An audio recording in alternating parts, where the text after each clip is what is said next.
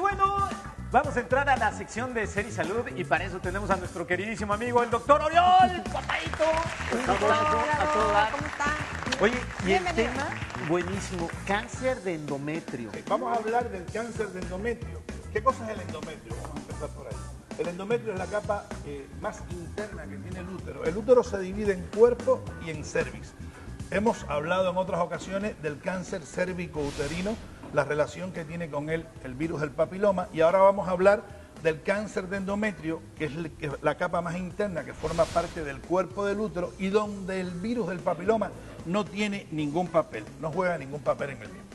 Entonces, este cáncer de endometrio, que se dice que es un cáncer de los países desarrollados, mucho más frecuente en Estados Unidos y en Canadá, mientras que muy poco frecuente en países como la India y en países como China, o sea, en los países subdesarrollados es muy poco frecuente, tal vez por la alimentación y otros factores que vamos a ir mencionando en el transcurso del tema y el desarrollo del tema. Vamos a decir que en México, de los cánceres ginecológicos en la mujer, es el tercero más frecuente, después del cérvico-uterino y después del cáncer de ovario, y que este cáncer se ve con mayor frecuencia en mujeres mayores de 40 años. O sea, en las mujeres menores de 40 años se ve solo entre 3 y 5% según las estadísticas en el planeta.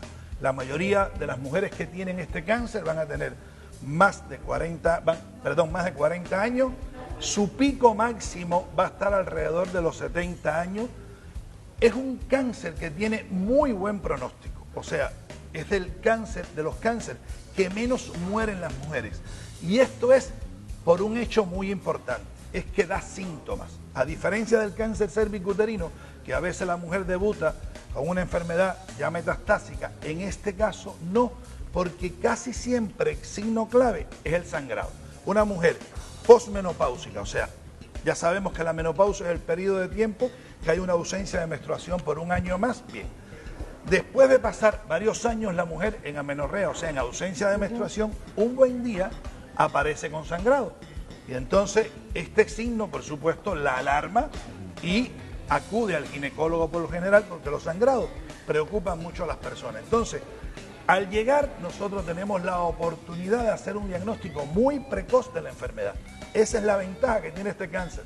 O sea, que podemos diagnosticarlo por los signos y síntomas que presenta de manera muy precoz. Otros signos pueden ser dolor con las relaciones sexuales o dispareunia, masa en la pelvis, que eso es muy poco frecuente, tengo que decirlo al aire. Lo más frecuente y recurrente, por suerte, es el sangrado. Entonces, toda mujer posmenopáusica que sangre entonces viene a consulta y nosotros tenemos la oportunidad de colocar un espejo vaginal, ver que esa sangre proviene de la cavidad uterina. Podemos hacer un ultrasonido que por lo general el diagnóstico se hace por ultrasonido, porque lo primero que aparece es un engrosamiento del endometrio. El endometrio, que dije que es la capa mucosa más interna del útero, en la mujer posmenopáusica va a tener menos de 5 milímetros y en la mujer ya con cáncer o hiperplasia de endometrio va a engrosarse mucho este endometrio, alcanzando hasta 20 milímetros, que es un endometrio heterogéneo. Se ve en el ultrasonido perfectamente que es heterogéneo.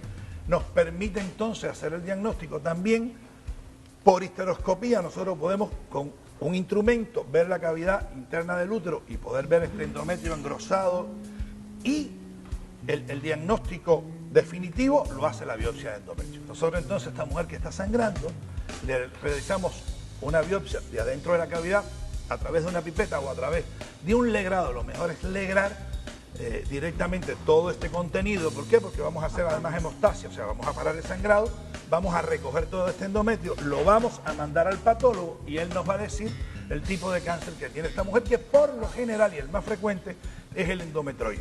Entonces, hay una serie de factores de riesgo. ¿Qué mujer está más expuesta a tener cáncer de endometrio? Aquellas que son nulíparas, o sea, las que no han parido. Aquellas que tuvieron una menarca, o sea, una primera menstruación muy temprana y una menopausia muy tardía. Aquellas que tienen menopausia por encima de 55 años tienen mayor riesgo.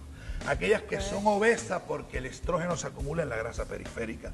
Aquellas que son hipertensas. Entonces, si tenemos una obesa, diabética, hipertensa y de la raza negra, tiene altas probabilidades de tener cáncer de endometrio si aparece un sangrado, porque son 4 factores que están en su contra. Tenemos también Los que tienen terapia hormonal de reemplazo, que cuando le damos a las pacientes solo estrógeno y la contraparte de progesterona no se da, esta paciente tiene más riesgo de tener un cáncer de endometrio. Claro, con muy buen pronóstico, como se siguen estas pacientes, más precozmente aún nosotros podemos diagnosticarlo.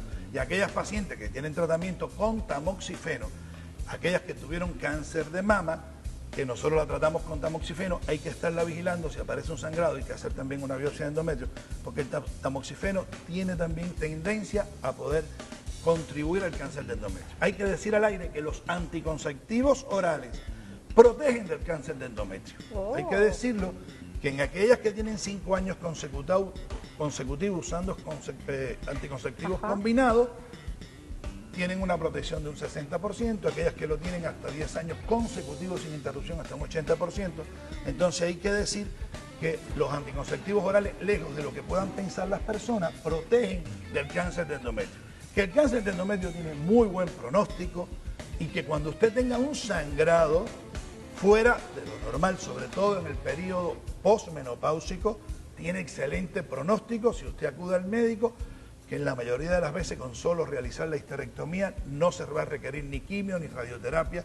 Es muy poco frecuente que este cáncer tenga metástasis. La metástasis más frecuente la hacen a pulmón, pero es muy raro porque siempre diagnosticamos muy precozmente este cáncer y a la mujer le resolvemos el problema con una simple histerectomía. Wow, pues vaya que está un poco complicado. Hace un momento le pregunté qué diferencia había de la endometriosis con el cáncer de endometrio, porque son cosas diferentes. Son muy diferentes. La endometriosis tú la padeces desde edades más tempranas, muy tempranas, que está relacionada con la infertilidad, la endometriosis, porque la endometriosis no es más, según Samson, que lo describió el siglo pasado, que se produce por menstruación retrógrada y se implantan los focos endometriósicos. La capa, esta misma interna del útero que se decama cada 28 días, tiene siembras en diferentes partes dentro de los ovarios, que es el endometrioma, en la cavidad pélvica, y que está relacionada con infertilidad, no con cáncer. No tiene nada que ver. No tiene absolutamente que ver nada. La endometriosis es muy diferente al cáncer de endometrio. Muchas veces dicen que tiene que quedar embarazada la mujer para prevenir este tipo de cáncer. Las mujeres que se embarazan es una protección. ¿Qué sucede con el embarazo? Durante el embarazo, estas 40 semanas que no te expones a las hormonas, a los estrógenos, en el embarazo se produce mucha progesterona. Entonces, durante todo el embarazo, primero el cuerpo lúteo, después la propia placenta, entonces una exposición prolongada a progesterona, entonces tienes la protección de los progestágenos y además la amenorrea durante todo este tiempo. Por eso se dice que las mujeres que no salen embarazadas tienen mayor riesgo. Aquellas que tienen síndrome de ovario poliquístico tienen más riesgo de padecer cáncer de endometrio. Este grupo que no se embaraza tiene mucho más riesgo por lo mismo de tener cáncer de endometrio. Wow. Pues qué bueno que ahora sí que nos pones en aviso, Mido, para poner ojo, ¿verdad? Hay que hacer los chequeos cada año. Sí, claro. No, cada, ¿qué? 6 meses. Una vez al año. Con eso. Con eso es para suficiente. estarte monitoreando. Sí, yo sé de las que sí, a lo mejor son muy así y cada 6 meses les gusta irse a checar. Bueno, dependiendo de lo que pero cada diga quien, ¿verdad? Claro. Sí.